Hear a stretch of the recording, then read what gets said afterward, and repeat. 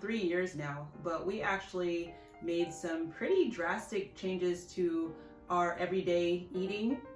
We changed our eating quite a bit, and we do a lot of plant-based fruits and vegetables, smoothies, salads, nuts.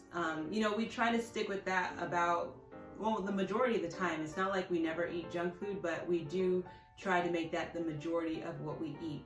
But I had started doing a lot of research prior to the big transition. And I spent several weeks, just studying about it. And then one day I told Doc, I was like, I've been researching about this way of eating and I really want to give it a try.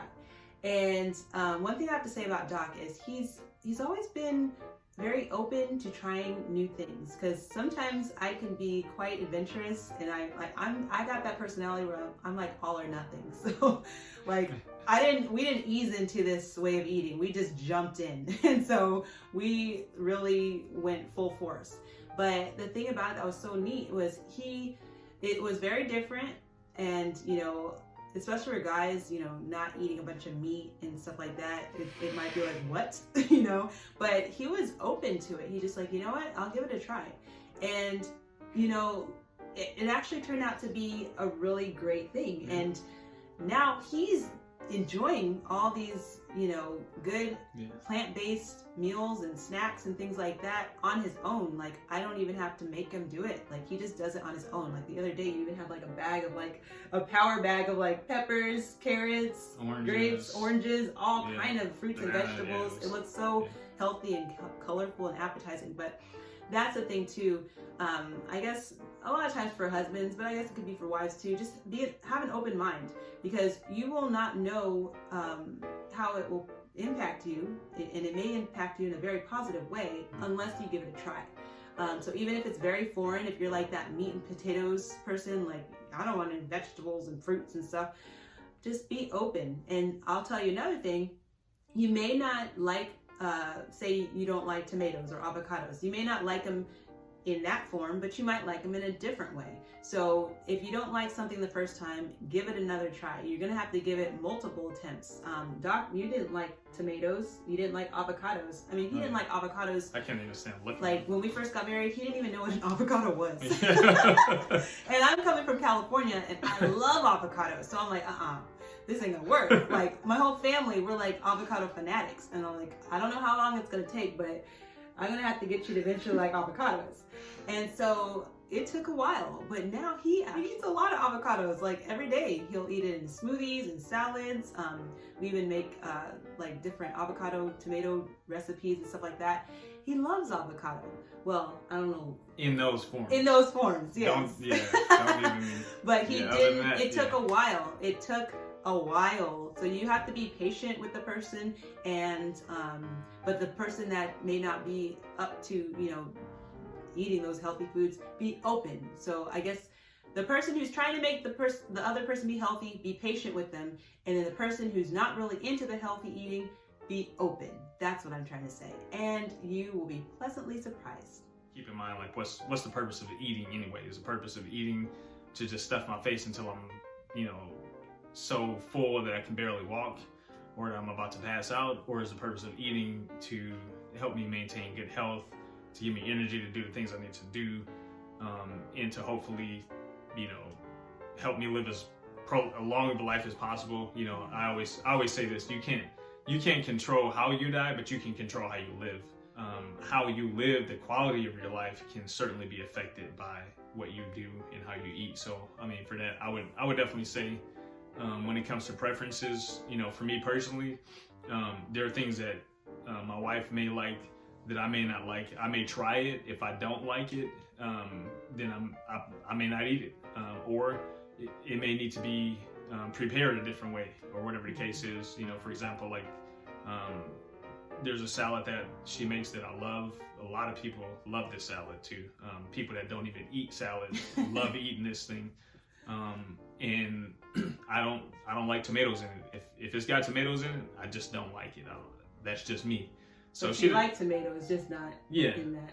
So she won't put tomatoes in. I mean, it's just okay. In his salad, I still put it in myself. You can still put it in yours. As far as our diet, we do eat a lot of plant-based foods, a lot of fruits, a lot of vegetables. And so I'm not a slave to sugar, but I'm also not a slave to a diet. I choose to eat healthy most of the time. But because it's what makes us feel good. I mean, I love junk food, but I don't like the way I feel a lot of times after eating it. Whereas I love healthy, fruits, vegetables, salads, smoothies, that type of stuff, because not only do I like the taste, but I also like how my body feels when I eat those things. When it comes to your food choices, you may have one person who is, they don't care about their health. You have somebody like that where it's like, hey, you just leave me alone. You let me eat whatever I want to eat, and I'm going to eat it, and I'm going to be happy, and I don't care what anybody says. But that may be how things begin, but a lot of times when it comes to lusts, because a desire to overeat or whatever the case is, that's basically a lust of the flesh. One of the things that I think about when it comes to that is, don't wait until the doctor tells you you're sick in order to start making changes in your life. And so you may have, you may be married to somebody who can recognize that, hey, look, we need to make some changes here, or you need to do something different.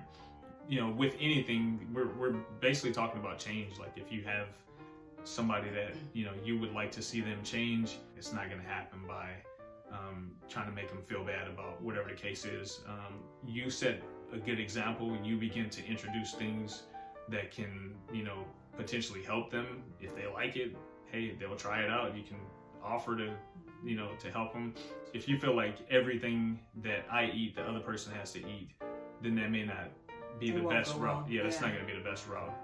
And obviously, like, we all need fruits, we all need vegetables, we all need to cut back on sugar. These are just basic things that most of us could probably do more of or do better at. So as far as handling those differences, if you have somebody who is more health conscious, then, and that, hey, or they're trying to become more health conscious, don't bring a bunch of junk into the house, because now you're making it harder for them to get where they want to go. They're trying to lose weight or whatever the case is, and so now that can be a problem as well. So it really boils down to how much you care about that person. Do you love this person? Are you doing it out of love? I think you can work through that and come up with solutions that work for the both of you.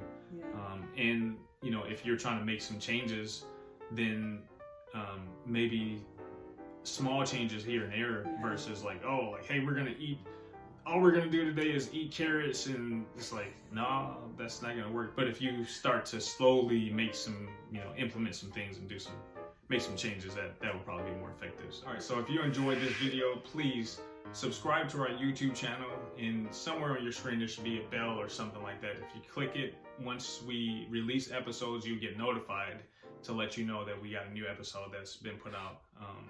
And also, please share this with one person that that it would make a difference in. Yes, if there is somebody that that would benefit from hearing this advice, please definitely share it with them, or more than one person, and hopefully we can be an encouragement to them as well. Thanks for watching, and until next time.